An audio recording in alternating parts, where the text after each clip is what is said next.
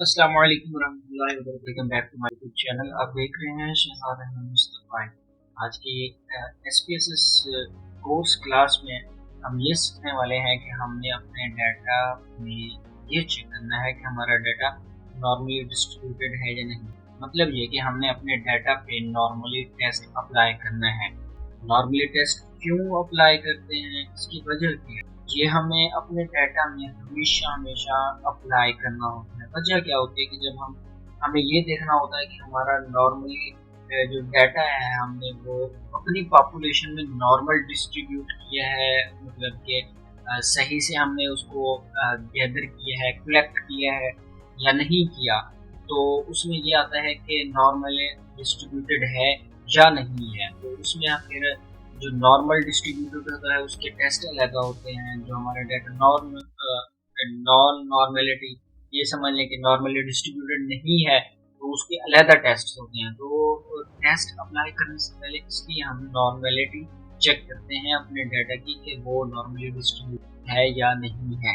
तो वो कैसे करते हैं, तो आज की इस क्लास में हम यही सीखेंगे कि हमने अपने डाटा की नॉर्मेलिटी किस तरह से चेक करनी है। उसके लिए आप सबसे पहले जाएंगे एनालाइज में और फिर जाएंगे डिस्क्रिप्टिव में। यहाँ पे मैं आपको ये बताता चाहूँ कि इसमें नॉर्मेलिटी चेक करने के लिए हमारे पास तीन चीज़ें हैं। सबसे पहले हमारे पास है हिस्टोग्राम। What is histogram? आपने देखा होगा कि एक लाइन जो है स्टार्ट होती है इस तरह से और ये फिर इस तरह से ऊपर चली जाती है, फिर ये इस तरह से नीचे आते हैं। तो इस लाइन के अंदर जिस तरह से बार चार्ट्स ये सारे होंगे तो वो नॉर्मली डिस्ट्रीब्यूशन को शो कर रहा होगा। अगर इस फॉर एग्जाम्पल इस तरह से लाइन है हमारे पास और उससे बाहर, उस लाइन के बाहर भी बार चार्ट जा रहा है, तो वो जो है नॉर्मली डिस्ट्रीब्यूटेड नहीं। एक क्या हो गया, पहला हमारा हो गया हिस्टोग्राम। दूसरा हमारे पास आता है स्क्यूनेस और कर्टोसिस और तीसरा आता है हमारे पास नॉर्मेलिटी टेस्ट। तो हम इन तीनों को सीखते हैं। आप जाएंगे एनालाइज में और एनालाइज में जाएंगे डिस्क्रिप्टिव स्टैटिस्टिक्स में आके आप एक्सप्लोर पे क्लिक करेंगे। एक्सप्लोर पे क्लिक करने के बाद अब आपने आया कि आप किन के दरमियान टेस्ट अप्लाई करना चाह रहे हैं। बिफोर अप्लाइंग टेस्ट आप उन इम्पोर्टेंट वेरिएबल्स के हर एक के आपको यहाँ से हर एक को चेक कर सकते हैं कि आया इसका नॉर्मली डिस्ट्रीब्यूशन है या नहीं है। क्योंकि जब आप टेस्ट अप्लाई करेंगे तो आपको साफ ज़ाहिर है पैरामेट्रिक और नॉन पैरामेट्रिक की तरफ जाना है, तो वो इसी बेस पे जाना होता है। तो मेरे पास बहुत ज़्यादा जो सेक्शन थे उनको मैंने कंप्यूट कर लिया है और के बाद मैंने अपने डिपेंडेंट में इनको इंसर्ट कर दिया है। यहाँ पे आने के बाद आप क्या करेंगे, स्टैटिस्टिक्स पे आएंगे। आपने आया ये कॉन्फिडेंस इंटरवल जो है वो 95 रखना है, 99 रखना है, या आपने 95, 90, 99 जो भी आपने रखना है। तो यहाँ पे आके आप कंटिन्यू करेंगे। इसके बाद आप आएंगे प्लॉट्स पे। प्लॉट्स पे जैसे ही क्लिक करेंगे आपने स्क्रीन एंड लीव नहीं करना, आपने यहाँ पे चेक इन करना है हिस्टोग्राम को और यहाँ पे आपने normality test plots with test ये आपने यहाँ पे चेक कर देना। ठीक है, आप यहाँ पे कंटिन्यू कर देंगे। अब ये है या आप स्टैटिस्टिक्स करना चाहते हैं या प्लॉट्स करते हैं, हमें दोनों चीज़ें चाहिए, स्टैट्स भी चाहिए और ग्राफ्स भी चाहिए। आप ओके कर देंगे। आप जैसे ही ओके करेंगे आपके पास एक आउटपुट विंडो ओपन हो जाएगी। आउटपुट विंडो जैसे ही ओपन हो आपके सामने ये नंबर्स हैं आपका डाटा कितना है, 404 मेरा टोटल डाटा काउंट्स हैं। ठीक है, और इसके बाद ये है mean, confidence, median, standard deviation. अपने डाटा की नॉर्मल डिस्ट्रीब्यूशन चेक करने के लिए हमने क्या कहा था, हिस्टोग्राम, स्क्यूनेस, कर्टोसिस और नॉर्मेलिटी की टेस्ट अप्लाई कर। तो डिस्क्रिप्टिव में सबसे पहले हमारे पास आ गए स्क्यूनेस और कर्टोसिस। इनमें जो है वैल्यूज जो है हम जी स्कोर निकालते हैं स्टैटिस्टिक्स का और स्टैंडर्ड एरर का। जी स्कोर किस तरह से निकालते हैं, जो ये स्क्यूनेस और कर्टोसिस ये जो स्टैटिस्टिक्स है इसको जो है हमने स्टैंडर्ड एरर के साथ डिवाइड करना होता है।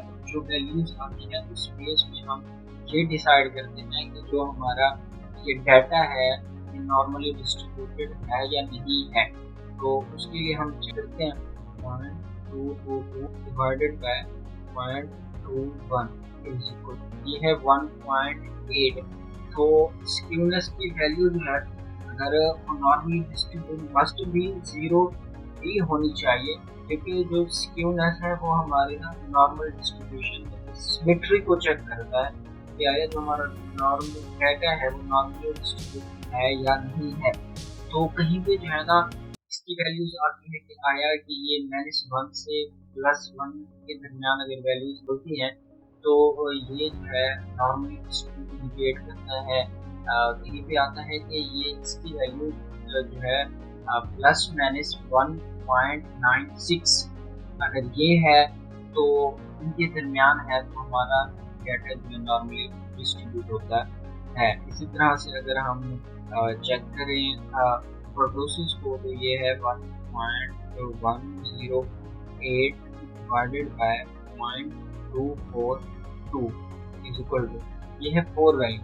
अच्छा, जो प्रोडोसिस है ये जो है हमारा क्वांटिफाई करता है पीकनेस या फ्लैटनेस को, ये हमारी फ्लैट है डिस्ट्रीब्यूशन पीक्ड है। तो कर्टोसिस की वैल्यूज जो है ±3 के दरमियान होनी चाहिए नॉर्मली डिस्ट्रीब्यूशन डाटा के लिए। तो अगर जो वैल्यू है अगर 3 से ज़्यादा होगी तो उसमें पीक्स ज़्यादा होंगे। इसमें मतलब जो हमारा ये है इस वेरिएबल में पीक्स ज़्यादा होंगी क्योंकि ये 4.5 है। और अगर हमारी वैल्यूज जो कर्टोसिस की है वो <3 होगी तो वो जो है फ्लैटर होगा, एक सीधा में होगा, ठीक है, सीधा होगा इस तरह से। तो इसमें जो है हमें इसमें थोड़ा बहुत है कि हमारा नॉर्मली डिस्ट्रीब्यूशन इसमें ये बता रहे हैं कि हमारा नॉर्मली नहीं है, लेकिन इस बेस पे हम अभी डिसाइड नहीं करें, ठीक है, इसमें भी हम मालूम करें। तो इसी तरह से सी स्कोर किस तरह से निकालेंगे मैंने आपको बता दिया। Z score stats of units divided by standard error equal to Z score, ठीक है। ये करने के बाद हम नीचे आ जाएंगे और इसके बाद आ जाएंगे नीचे। अब ये है हमारा हिस्टोग्राम फर्स्ट पेज का। तो इसमें मैंने आपको बताया था इस तरह से और ये इस तरह से, ये तो नहीं है नॉर्मली है, ठीक है। फिर हम इससे भी पता करते हैं तो ये जो लाइंस है ये प्लॉट है हमारा, ये ग्राफ है, इसमें ये जो हमें डॉट्स नजर आ रहे हैं ना, ये डॉट्स क्या है, ये डॉट्स वो तमाम हमारे वेरिएबल्स थे जिनको इंक्लूड करके हमने एक वेरिएबल बना दिया था हमारे साथ। एक पार्ट के हमारे क्वेश्चन ये 4 पार्ट है, उसका हर पार्ट के अंदर जो 4 या 5 क्वेश्चन होते हैं तो वो इस तरह से थे, वो मैंने कंक्लूड कर लिया। तो इसमें ये अगर इस लाइन पे होता तो ये हमारा नॉर्मली डिस्ट्रीब्यूटेड होता। अब ये है अगर इसको देखें तो ये नियर अबाउट जो है नॉर्मली डिस्ट्रीब्यूटेड है। और इसके हम अगर ये पी से वैल्यू इसके डॉट्स देखें ग्राफ्स में चेक करें कि ये क्या है, नियर अबाउट नॉर्मली डिस्ट्रीब्यूशन है। इसकी देखें तो ये नहीं लग रहा फिलहाल, और इसमें देखें तो इसमें भी बहुत चांसेस है कि हमारा जो ये वेरिएबल है इसमें नॉर्मली डाटा है। अच्छा, अब हम जो है ना ये हमें हिस्टोग्राम की समझ आ गई, स्क्यूनेस और कर्टोसिस की भी आ गई। अब जो है नॉर्मलिटी टेस्ट है। नॉर्मलिटी टेस्ट में ना कोल्मोग्रोव और जो शपीरो विल्क है ना, ये 2 टेस्ट आते हैं। अब जो हमारा कोल्मोग्रोव है ना, ये कब हम इसको देखते हैं और शपीरो को कब देखते हैं। शपीरो एक उस वक्त हम इसकी सिग्निफिकेंस वैल्यूज देखते हैं जब हमारा जो डाटा है, जो कलेक्शन है, टोटल डाटा वैल्यूज वो हमारी लेस 2000 हो, और हम कोल्मोग्रोव को उस वक्त देखते हैं, उसकी सिग्निफिकेंस वैल्यूज उस वक्त चेक करते हैं जब हमारा जो डाटा है वो मोर 2000 वैल्यू से हो। तो इसमें हमारे पास कितनी डाटा है, लेट्स चेक। ये हमारे पास 404 के करीब 404 है।